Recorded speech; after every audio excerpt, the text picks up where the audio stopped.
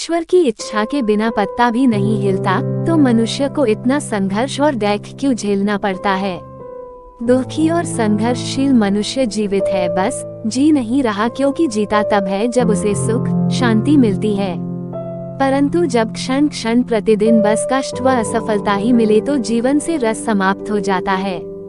ऐसी स्थिति में खुशियाँ जीवन से कोसों दूर चली जाती हैं। इच्छा शक्ति कमजोर पड़ने लगती है।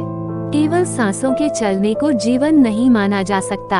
अर्थात वास्तविकता यह है कि भाग्य और कर्म दोनों ही मनुष्य को परिश्रम की ओर अग्रसर करते हैं, क्योंकि दोनों से मनुष्य अपरिचित है।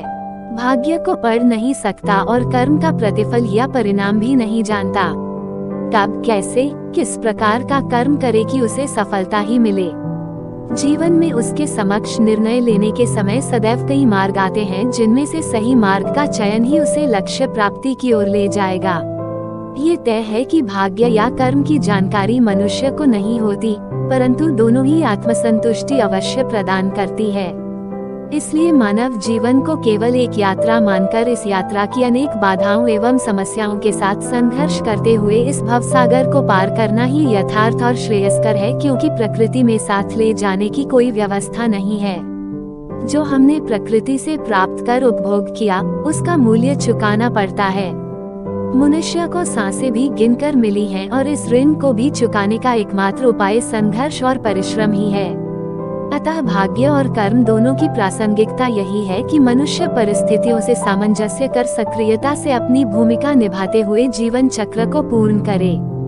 सृष्टि में कोई भी व्यक्ति बिना कर्म किए नहीं रह सकता है। वो या तो विचारों के माध्यम से सक्रिय है अथवा क्रियाओं के माध्यम से, या फिर कारण बनकर कर्म में योगदान कर रहा है।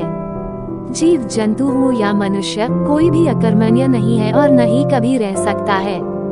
विद्वानों ने मुख्य रूप से 3 प्रकार के कर्म बताए हैं, जिनमें एक होता है क्रियमान कर्म, जिसका फल इसी जीवन में तुरंत प्राप्त हो जाता है। दूसरा संचित कर्म होता है, जिसका फल बाद में मिलता है।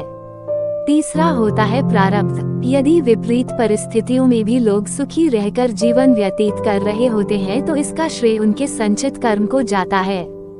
जब रावण अपने जीवन में अत्यधिक शक्तिशाली एवं सुखी था, तब यह उसके संचित कर्म का परिणाम था। मगर उसी रावण के घर कोई दिया जलाने वाला तक नहीं रहा, तो यह उसका प्रारब्ध था। स्वामी विवेकानंद जी ने कहा है कि अपने विचारों पर नियंत्रण रखो, नहीं तो वे तुम्हारा कर्म बन जाएंगे, और अपने कर्मों पर नियंत्रण रखो, नहीं तो वे तुम्हारा भाग्य बन जाएंगे। संसार में 3 प्रकार के लोग हैं। एक भाग्यवादी, जो कि मानते हैं कि सब कुछ पहले से ही नियत है, इसलिए पुरुषार्थ करके भी क्या बदल जाएगा। दूसरे हैं पुरुषार्थवादी, जिन्हें लगता है कि भाग्य कुछ नहीं होता, कर्म ही सब कुछ है। तीसरे होते हैं परमार्थी, जो परमार्थ अर्थात परमात्मा को ही सब कुछ मानते हुए लाभ हानि में सम रहकर जीवन व्यतीत करते हैं। मनीषियों ने तीसरी श्रेणी के लोगों को उत्तम प्रवृत्ति का बताया है।